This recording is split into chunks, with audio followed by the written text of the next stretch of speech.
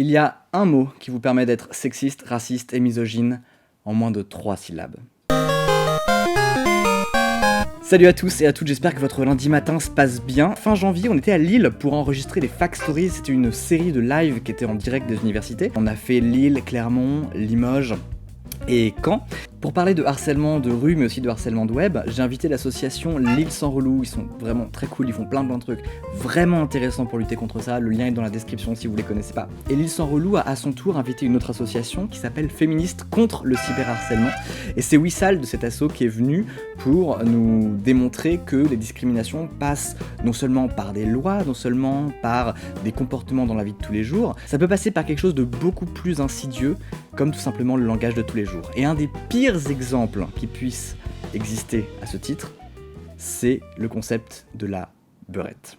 Quand on parle de beurette, à l'heure actuelle en France, on parle d'une jeune fille d'origine maghrébine, donc qui n'est pas forcément née au Maghreb, mais qui est issue de la première ou deuxième génération, et qui ne maîtrise pas les codes de la féminité respectable. Donc, quand je parle de féminité respectable, c'est la féminité bourgeoise blanche.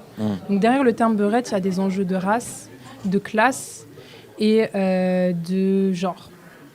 Donc la femme maghrébine à l'heure actuelle, elle est partagée entre le désir du fait de son inaccessibilité, sachant qu'elle est entourée traditionnellement de... Avant c'était le frère un peu racaille qui brûle des voitures, maintenant c'est le frère un peu barbu. Des parents très traditionnels, donc elle est inaccessible dans sa tourelle un peu. Puis au final, quand tu réussis à la voir, quand elle prend l'apparence d'accepter les codes de l'émancipation féminine tels qu'on l'entend en France là maintenant tout de suite, c'est-à-dire faire ce qu'elle veut de son corps, elle est tout de suite dégradée, elle ne mérite plus le respect. C'est très dommage, c'est trop dommage. C'est extrêmement paradoxal en plus, quoi. C'est exactement, on est le cul entre deux chaises et on ne sait pas quoi faire. Donc, quand on parle de... c'est pour ça que cet amendement, on est contente parce que déjà, il reconnaît une réalité qui a été niée pendant plusieurs années. Mais en même temps, quand on parle de sexuellement explicite, on a été confrontés, nous, au sein de notre collectif, à énormément de photos de jeunes filles qui n'étaient pas sexuellement explicites, des photos de jeunes filles habillées, parfois même avec leur famille, mais avec des légendes dégradantes et notamment avec le terme beurette à l'intérieur. Il y a le penchant beurette qui est dans l'Afrique un peu subsaharienne, c'est Niafou, qui repose à peu près sur les mêmes choses. Politique de respectabilité, ça veut dire que tu dois quelque chose à ta communauté et en même temps orientalisme, exotisme en l'occurrence. Vous pouvez retrouver le segment complet juste ici, allez voir, ça dure une demi-heure et c'est vraiment passionnant. Si vous avez raté les Fact Stories qui se sont passés jusqu'ici, on est en train d'en préparer un dernier qui sera le grand final, un truc explosif. Ça va se passer le 9 avril et ça sera à la Cité internationale universitaire de Paris.